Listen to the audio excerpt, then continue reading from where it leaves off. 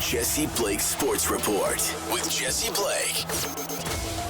Welcome to the Jesse Blake Sports Report. Whether it is your first time here or your last time here or somewhere in between, I appreciate that you are here right now listening or watching this podcast. I appreciate you. Thank you for being here. And today, as you can tell by the title of this podcast, we are going to be talking about every single NHL team in the span of 30 seconds. So I've got my phone in my hand. I'm going to give myself 30 seconds on the clock for every single NHL team. We're going to run down the teams in reverse order of last year's standing. So we're going to start at the 32nd team, and we're going to work our way to the team that finished first, which was the Boston Bruins, and we're going to do them last. And if you're looking for some Blue Jays talk, some Blue Jays conversation, I've been giving you a lot lately, and I got some more coming for you next week because I'm announcing on the pod that after every single Blue Jays playoff game, their magic number is down to 1.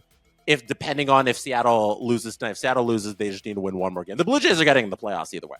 Next week, when they're in the playoffs, I'm going to be coming to you with an episode after every single Blue Jays playoff game. So I'm announcing that today. If you're a Blue Jays fan, if you've been enjoying the Jays content on this pod lately, look out for more episodes after every single Jays playoff game. So there's that. And then if you want some NFL talk, it's going to be coming this way on Sunday on this podcast feed as well. I'm going to be breaking down the results of the Miami Dolphins and Buffalo Bills game because that's the biggest game of the year so far in my eyes. And I'm going to have a reaction to that right after that game ends. But today, you're getting a teaser for the NHL previews that are hitting the SDPN channel next week. So the NHL season, it's about a week and a half away, and loaded up on the SDPN YouTube channel, you're going to get season previews, full 10-minute previews from myself, Adam Wilde, and Steve Dangle. They're 10-minute previews for the three of us together talking about all 32 teams for 10 minutes.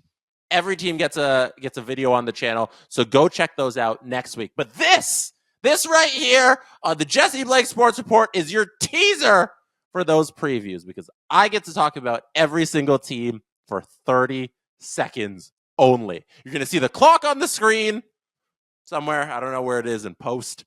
I'm going to have the clock in my hand. I'm going to cut myself off at 30 seconds, and we're going to get going here with the Anaheim Ducks.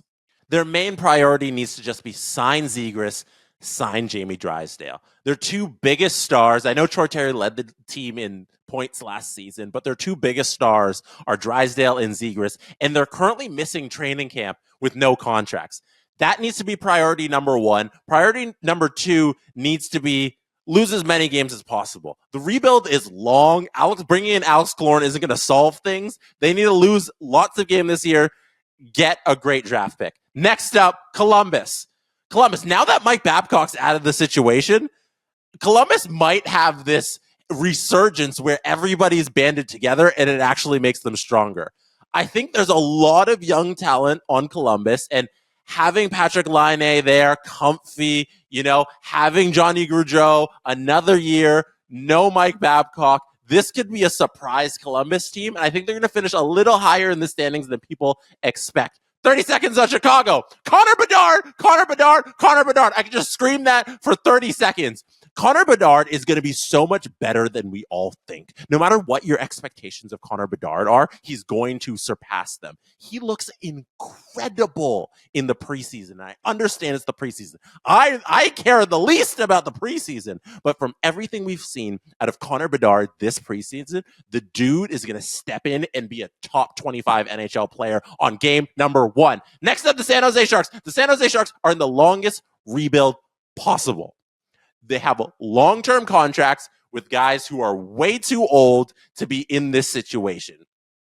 They need to just find a way to dump everything and lose a bunch of games. It's unfortunate for San Jose Sharks fans. Their goalie situation is actually kind of nice because you have some goalies you can take a chance on. Kaapo Kähkönen hasn't really worked out, but if he does, then it's a plus. But then you can trade him, and if he doesn't, then you lose a bunch of games.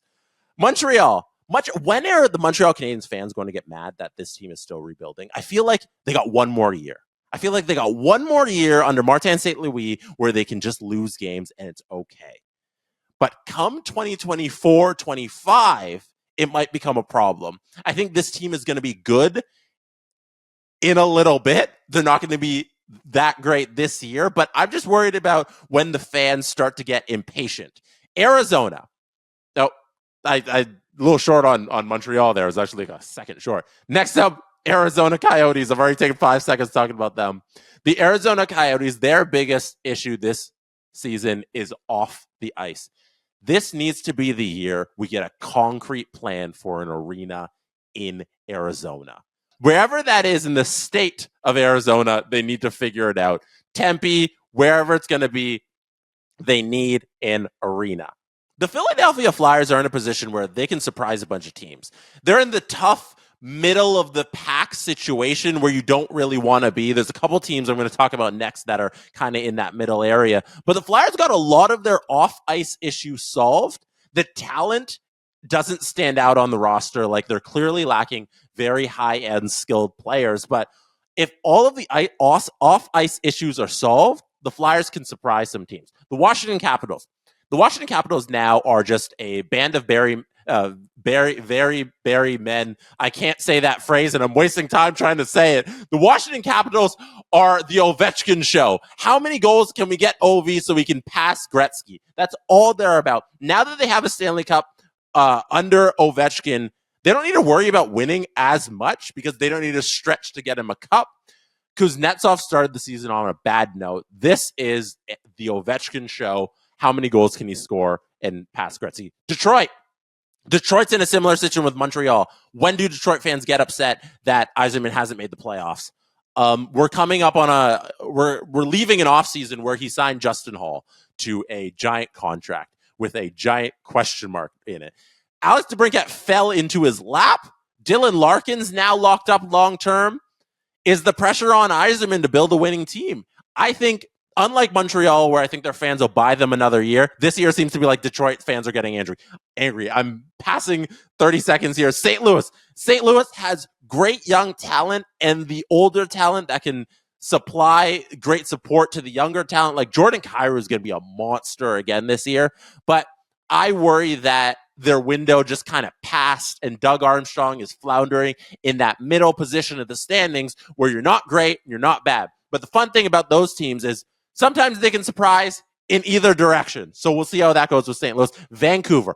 I am so high on the Vancouver Canucks. I think they're going to be really good. I think they're going to be a playoff team this year. Whenever you have Quinn Hughes and Elias Pettersson, you have a shot at the playoffs.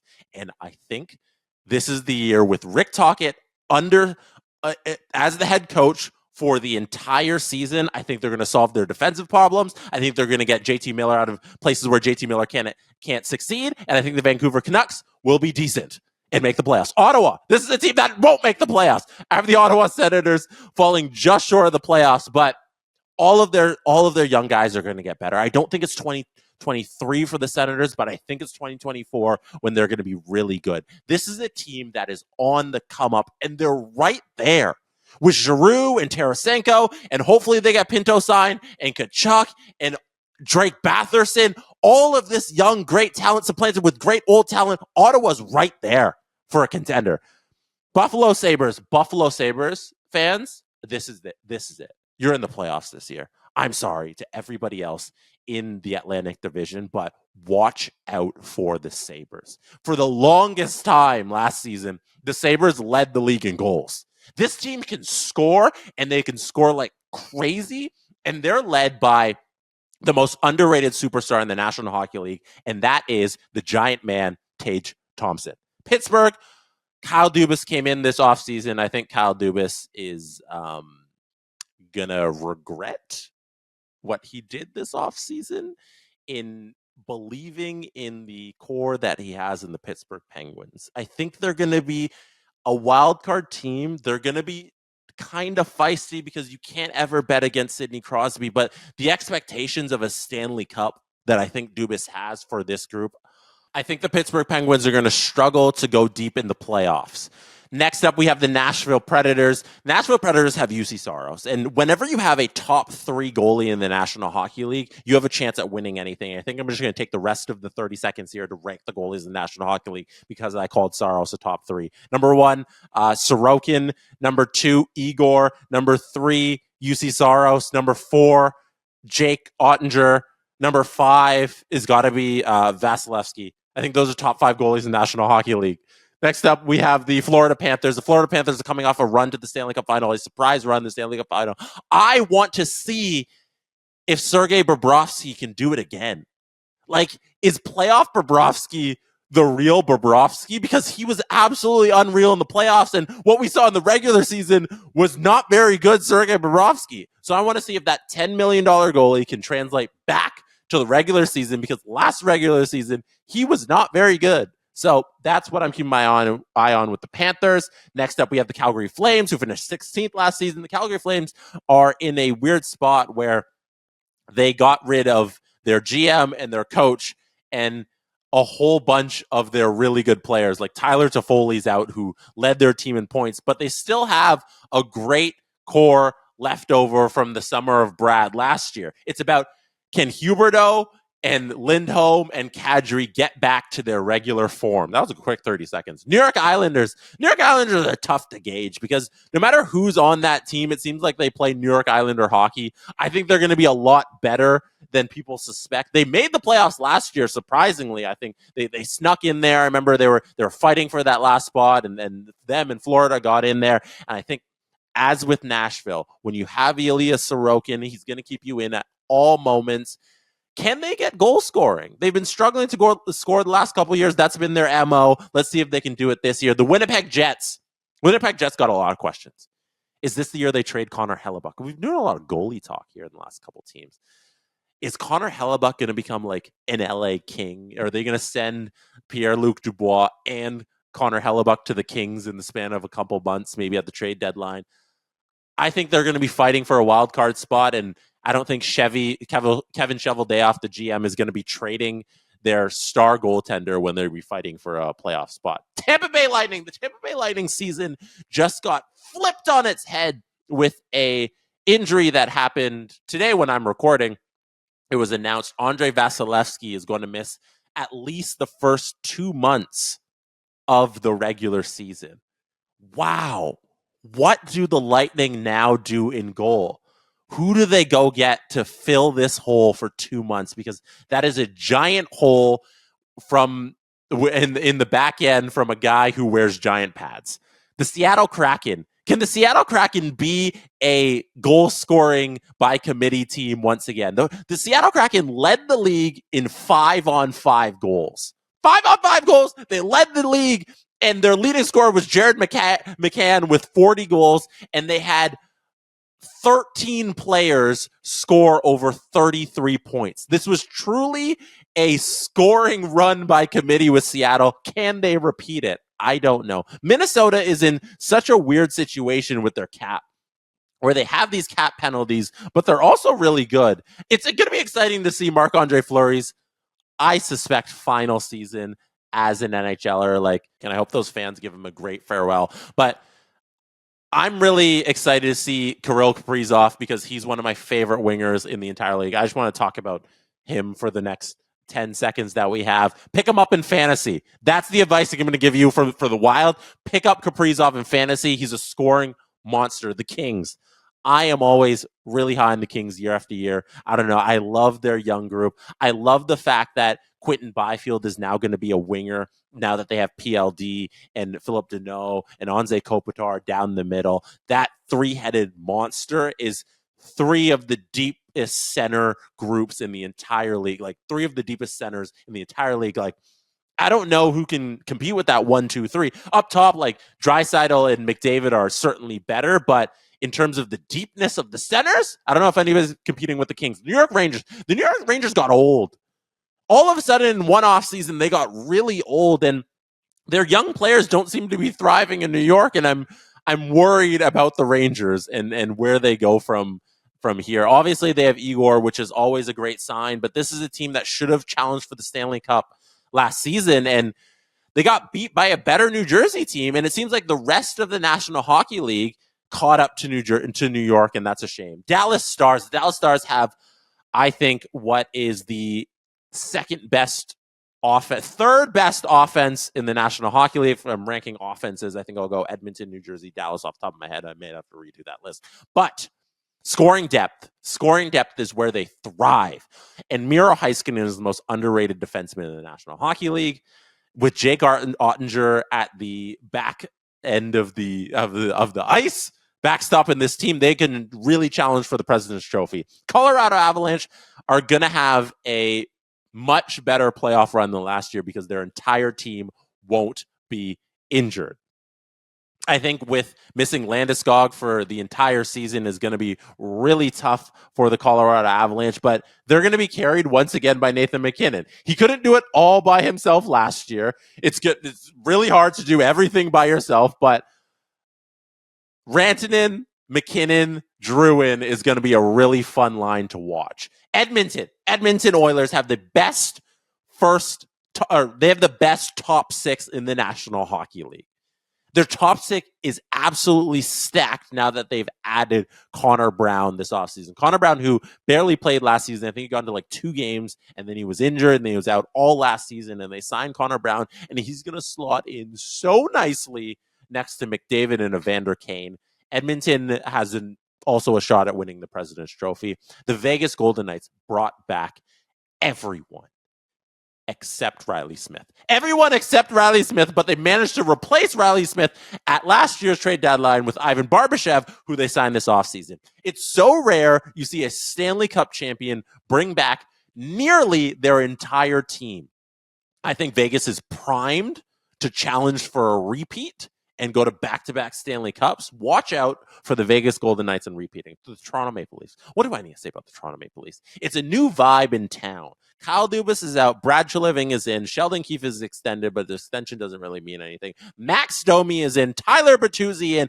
And the man we are all going to be watching, Ryan Reeves, better fight in his first game. The crowd is going to love Ryan Reeves. Leafs fans are going to love Ryan Reeves, and he's going to set the tone for this team this season. This is going to be a team that I hope punches some faces because that is what they need. The New Jersey Devils are so darn good, and it's unfair because all of their stupidly good players have tremendously great contracts. The New Jersey Devils won't only be great this season. They will be great for many seasons to come because they have done a fantastic job locking up all of their stars. Jack Hughes could turn into one of the biggest stars of the National Hockey League this season, and we need to all watch out for it if he's not there already. The Carolina Hurricanes, the current betting favorite to win the President's Trophy. If it weren't for the Boston Bruins and their historic season, the Carolina Hurricanes could have been fighting for that last season where they finished second overall.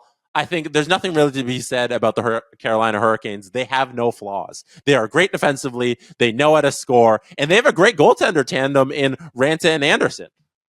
Go Carolina. They're going to be great. Boston. Oh, what do you do? What do you do? Bergeron's gone. Krejci's gone. How do you fill that hole?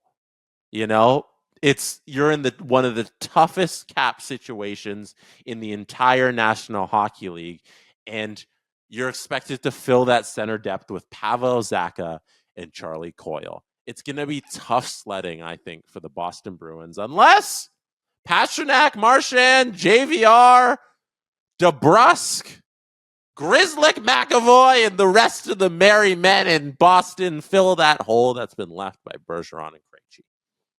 That's it. And Allmark needs to play like superstar Allmark again, and Swayman needs to be superstar Swayman, and that's what they need, the Boston Bruins. They get extra time because they're the last ones. That is 30 seconds on every NHL team.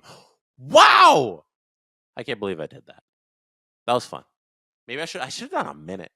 I needed a minute. 30 seconds was so fast. I'm very happy I got through it, but like 30 seconds. Oh my goodness. Whew. I needed a minute on each team next year. Next year on September 28th, I will do a minute on each team. All right, let's head over to Discord.